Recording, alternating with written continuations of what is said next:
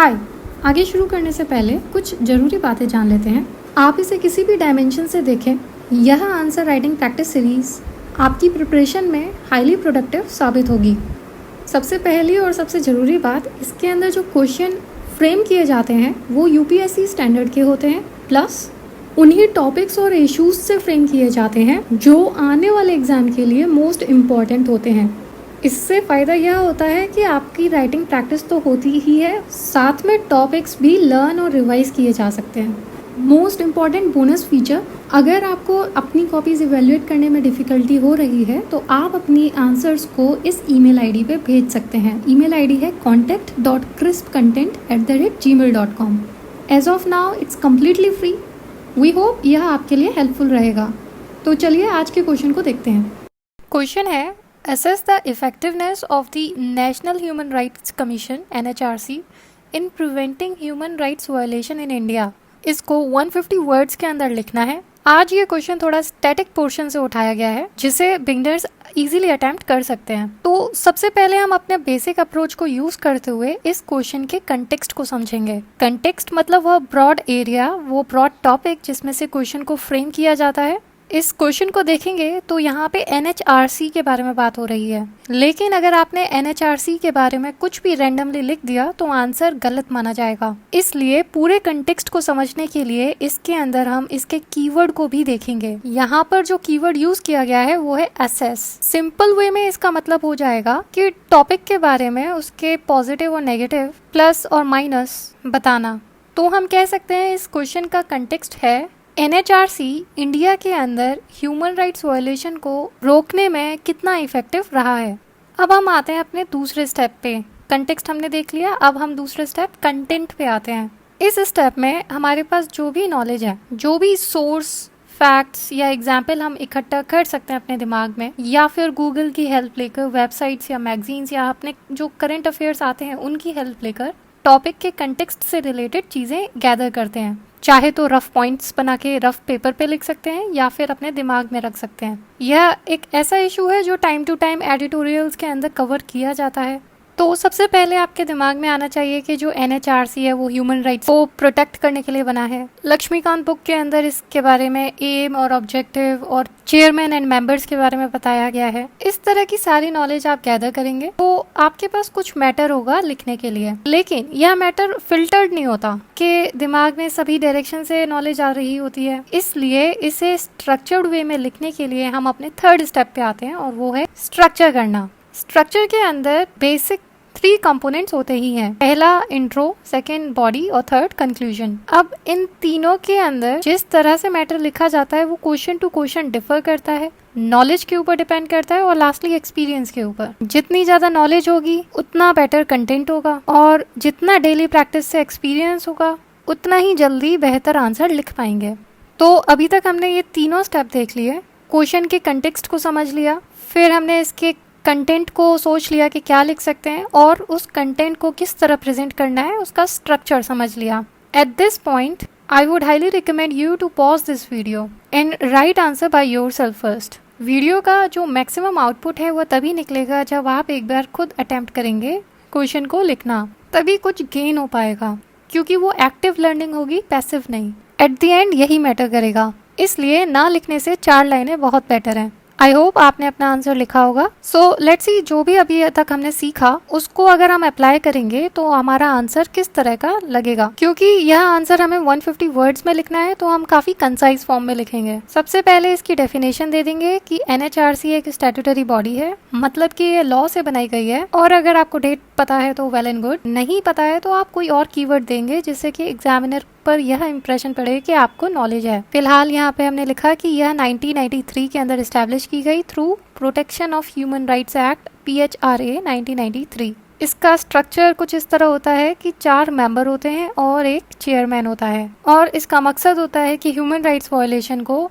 Country में होने से बचाना। तो इस तरह इंट्रोडक्शन की एक डिसेंट स्टार्टिंग हो जाती है। फिर हम बात करते हैं सीधे क्वेश्चन के डिमांड के अकॉर्डिंग बॉडी में कि एनएचआरसी को इफेक्टिव होना है तो उसके पास क्या क्या चीजें हैं जिसकी वजह से वह इफेक्टिव प्रूव होता है। तो हम सब हेडिंग बना देते हैं। In this regard it has been given powers of, पहले पॉइंट में हम मेंशन करते हैं कि एनएचआरसी के पास सिविल कोड जैसी पावर होती है, जिसके अंतर्गत वह ह्यूमन राइट्स वायलेशन वाले मैटर के अंदर खुद इंक्वायरी रिपोर्ट और इन्वेस्टिगेट कर सकता है। दूसरा पॉइंट यह लिख सकते हैं कि वह प्रिंसिपल्स ऑफ नेचुरल जस्टिस से गाइड करता है। और रिसेंटली लास्टली हम यह पॉइंट लिख सकते हैं एग्जाम्पल्स देते हुए कि यह इन एरिया में इफेक्टिव रहा है, कि जैसे जो अभी प्रिजन रिफॉर्म्स हुए थे जिनमें जो जेल के अंदर कैदी रह रहे थे उनके भी ह्यूमन राइट्स का ध्यान रखा जाए। साथ में vulnerable sections, caste related violence जो होते हैं उन्हें भी इन्वेस्टिगेट करते हैं। लेकिन इतना सब होने के बाद भी इसको टूथलेस टाइगर कहा जाता है। इस पॉइंट पर ध्यान रखिए। बॉडी के अंदर अब हम दूसरा एस्पेक्ट इंट्रोड्यूस कर रहे हैं, मतलब एनएचआरसी का माइनस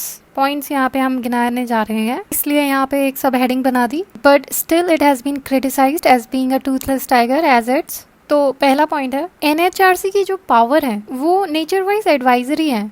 एनएचआरसी खुद से कोई एग्जीक्यूटिव एक्शन नहीं ले सकता। इसके अंदर फंडिंग की भी प्रॉब्लम आती है। मेंबर्स इसके अंदर जो होते हैं उनको खुद ह्यूमन राइट्स इश्यूज के अंदर कम एक्सपीरियंस होता है। फाइनली अगर कोई इवेंट होता है, इस तरह का कोई इंसिडेंट होता है ह्यूमन राइट्स से रिलेटेड, तो उसके 1 साल हो जाने के बाद एनएचआरसी उस पर कोई एक्शन नहीं ले सकता। इस तरह से काफी मैटर अननोटिस चले जाते हैं। तो इस तरह से हम इस बॉडी को कंप्लीट करते हैं। आई एम श्योर इसके अंदर और भी पॉइंट्स लिखे जा सकते हैं, पर जो भी स्पेस और टाइम को ध्यान रखते हुए हमारे जो बेस्ट पॉइंट्स हैं हम उन्हें लिखने की कोशिश करेंगे, और उस पॉइंट ऑफ टाइम पे जो भी हमें ध्यान आएंगे हम वो लिखने की कोशिश करते हैं। फॉर एग्जाम्पल हम लिख सकते हैं कि एनएचआरसी का जो भी रिकमेंडेशंस होते हैं वो ग्राउंड लेवल तक नहीं पहुंच पाते हैं, क्योंकि एनएचआरसी के पास खुद इतनी पावर नहीं होती है कि वह अथॉरिटीज को पनिशमेंट दे सके, उनको पेनलाइज कर सके अपने ऑर्डर्स को इम्प्लीमेंट करने के लिए।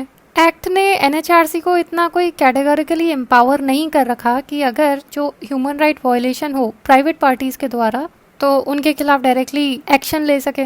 जो लैक ऑफ एक्सपीरियंस वाला था ह्यूमन राइट्स के अंदर, वह इस बात से प्रूव होता है कि एक्ट के अंदर तो लिख रखा है कि 5 में से जो 3 मेंबर्स होंगे वो फॉर्मर जजेस होंगे, लेकिन इन जजेस के बारे में नहीं बताया कि इनका कोई प्रूवन रिकॉर्ड होना चाहिए कि इन्होंने ह्यूमन राइट्स के खिलाफ कोई केसेस, किसी तरह का एक्सपीरियंस हो। बाकी के बचे हुए जो 2 मेंबर्स रहे उनके बारे में जरूर लिखा है कि persons having knowledge and experience of human rights, but इसके अंदर भी कोई क्वालिफिकेशन नहीं दी है। आर्म्ड फोर्सेस के द्वारा जो ह्यूमन राइट्स वायलेशन के केसेस आते हैं उन पर भी सिर्फ और सिर्फ एक रिपोर्ट मांग ली जाती है और फिर बाद में रिकमेंडेशन दी जाती है। फिर बहुत सारी वैकेंसीज अभी तक खाली पड़ी होती हैं। होता क्या है फिर कि बहुत सारी कंप्लेंट्स भरती जाती हैं और हमारे एनएचआरसी के अंदर लिमिटेड कैपेसिटी से काम होता है और वो फिर एफिशिएंटली नहीं हो पाता। फंड्स वाले पॉइंट को समझने के लिए हम कह सकते हैं कि जो पैसे, जो फंड एलोकेट किए जाते हैं वो ज़्यादातर ऑफिशियल चीज़ों के अंदर चले जाते हैं। अब जो मेन चीज़ होती है कि जो रिसर्चेस करना, अवेयरनेस प्रोग्राम्स को लाना, इनके लिए फ़ंड कम पड़ जाता है। तो इस तरह से बॉडी हमारी कंप्लीट होती है, लेकिन अभी पिक्चर पूरी नहीं हुई है। प्रॉपर फॉर्मेट को अगर हम देखें तो इसके अंदर एक लास्ट कंपोनेंट रहता है एड्रेस करने के लिए, वो है कंक्लूजन।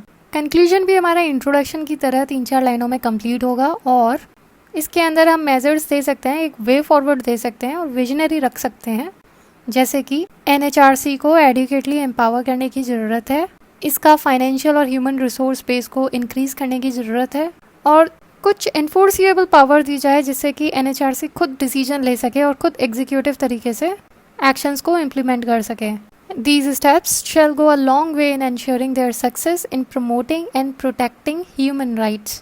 इस तरह से यह आंसर आपका 1.5 से 2 पेज के अंदर पूरा हो जाता है और फिर 150 वर्ड्स के लिए आंसर शीट के अंदर 2 पेज का ही स्पेस होता है। तो यह एक तरीका हुआ इस क्वेश्चन को लिखने का। आई एम श्योर आपके अंदर का टॉपर बहुत अच्छे तरीके से लिखने की कोशिश करेगा। फाइनली बात करते हैं कि ऐसा कौन सा एक्स फैक्टर होता है ऐसे कैंडिडेट के बीच जिसकी नॉलेज टॉपर की नॉलेज के इक्वली होती है, पर फिर भी उसे टॉपर से कम मार्क्स मिलते हैं। ऑलमोस्ट किसी भी टॉपर की कॉपी अगर आप उठाएंगे तो उसके अंदर कुछ चीज़ें कॉमन दिखाई पड़ेंगी। पहला, जितना भी पॉसिबल हो उतना ये पॉइंट में बनाकर आंसर देते हैं, कीवर्ड्स के नीचे अंडरलाइन करते हैं जिससे कि एग्जामिनर की अटेंशन डायरेक्टली उन कीवर्ड्स पे जाए। तीसरा, आंसर के अंदर विजिबिलिटी बनी रहे उसके लिए शॉर्ट पैराग्राफ्स बनाते हैं 5 to 6 लाइंस के। डिपेंड्स ऑन इंडिविजुअल हैंडराइटिंग, जितना पॉसिबल हो वहाँ पे फ्लो चार्ट्स, डायग्राम, मैप लगाने की कोशिश करते हैं और इस तरह से एक एक्स फैक्टर आंसर के अंदर आ जाता है और उनकी कॉपी दूसरों की कॉपी से अलग दिखाई पड़ती है। आप भी इन बातों का ध्यान रखिए, डेली आंसर राइटिंग करते रहिए जिससे कि ये सारी चीज़ें आपकी आदत में आ जाए। इतना ही इस वीडियो में। Keep writing, all the best, see you in the next video.